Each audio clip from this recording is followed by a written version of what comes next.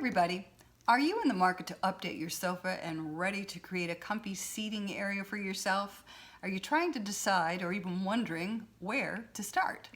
If so, you will want to hang around to hear what I have to share with you in this video. I'm going to give you some crucial steps and information you'll need to consider before you start your search, and things to consider before you move ahead and make any potential purchases. So you'll learn how you can save money by knowing what is the right choice for you and how to avoid costly oversights when making this important purchase for your interior space.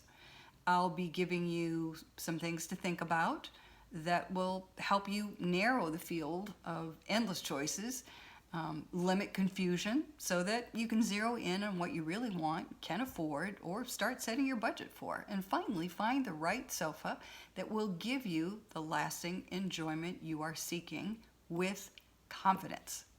All right, so if you are excited about that and ready to learn more, please go ahead and hit the like, share, and subscribe button by hitting the bell, and we will roll right along.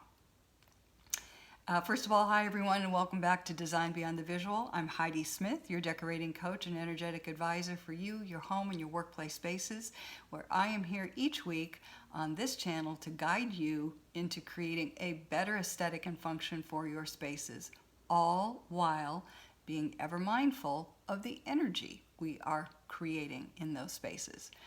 Our spaces, whether they are well appointed or not, can either positively or negatively affect the wellness of us and our very environments, the very homes we live in and buildings that we work from.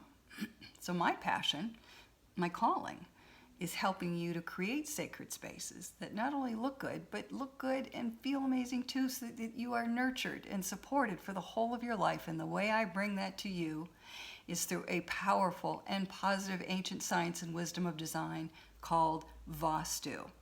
Vastu is not new. It's been around for over 10,000 years, and you can think of it as yoga for the home or the yoga of design. And it is, by the way, the sister science to meditation and yoga. It's been around, like I said, for over 10,000 years. It's the foundation of my life. It's the foundation of my work. And if you would like to know more about that, Vastu and myself, you can go to my website that I posted below. So, okay, choosing sofas. One of the very first things you will want to consider is scale. I, like many of you, live with a very small carbon footprint, and probably like a lot of you, I like a big, oversized, cushy, comfy sofa to snuggle up on. But if you live with a small floor plan, it's possible you may not be able to get a big sofa into your space, and you would run a good chance of a big sofa looking out of scale in your space. Are there exceptions to that? Of course. Always, right? It's possible it could work if everything else surrounding the sofa played nice, and this is how that might look. Could have a 10 by 12 space with a 10-foot ceiling, maybe a sliding glass door as one of the walls in your space. So you could drop an 8-foot sofa in there. That could actually work quite nicely. Some of the furniture surrounding that piece might look best if it's the same color, so you maintain a quiet and restful monochromatic effect. Your coffee or side table choices would look best if they're leggy as opposed to those with drawers or trunks. And listen, I know when you live small, you have to have storage options. I get that. But if you are grouping these things together, I've just described, with a big old sofa, it's going to look bulky. And here's the energy part. It's going to feel heavy. And that doesn't bode well for the flow and energetic support for either you or the space. Everything's connected. Everything is energy. You want your space to look and feel expansive, so you are supported energetically to do the same. So if you're bulking up on everything within the space, you'll be pinching off the flow of energy. So be mindful when you're out looking for a sofa and you find yourself in a very large showroom, for example, with gargantuan ceilings. That sofa is going to look pretty small in that retail space. But when you get it home, you might end up thinking, what was I thinking? That's huge, all right? And it could look huge. It could feel huge because it is huge. And while I'm thinking about this, and this is super duper important, if you live in a building with an elevator, is the sofa going to fit in the elevator? If you have to take the stairs and you have a turn on a landing, is the landing wide enough or tall enough for your sofa to make the turn? Can it fit through your door? 3 words. Measure, measure, measure. 2 words. Horror story. If I had a nickel for every time I heard of someone who couldn't get their sofa in the elevator or through their door, well, let's just say, so disappointing and frustrating for sure. Costly? A resounding yes. So, know those essential details before you go out and buy a sofa. So far, so good? All right, I had to say it. Somebody had to say it. I think there was a store in Soho in New York that actually was called So Far So Good for sofa stores. All right, so now the next point is less of a consideration in today's fabric choices for a sofa, but it's still an option, and I believe it's worth mentioning. If you are thinking you would like a sofa with a fabric that has a pattern to it, I don't know, maybe because it'll hide stains or you're someone who just likes some pattern, I really want to caution you here. Chances are pretty good before that sofa wears out, you'll be ready for it to wear out because you'll be sick of the pattern. When we have pattern on large design elements that are the focal point of a room, that does probably cost a good bit of money, and we plan to keep it around for a while, right? Because it costs a lot of money. Keep it neutral. It is very common to grow tired and predictable, I would say, to grow tired of prints and patterns.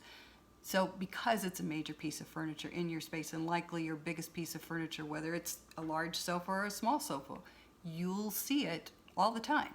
And for the first 6 months to a year, you'll love it, and then you won't. So again, given this is a bigger ticket item, proceed with caution. I would rather see you invest in a neutral colored fabric, clean the stains or the soil from time to time, might not be a bad idea, and get the pattern effect you're desiring through a pretty quilt you can throw over the back of it, or maybe add some floral or geometric pattern throw pillows. This way you have something you can change out when you get tired of that look. You could even do a seasonal look. Winter, I'm going to put a heavier, darker quilt with some corresponding pillows. Maybe the pillows have some faux fur on them, In the summer, maybe you have a nice light floral quilt with some ticking striped pillows or something. I weigh in on no patterns for those things that you see a lot of.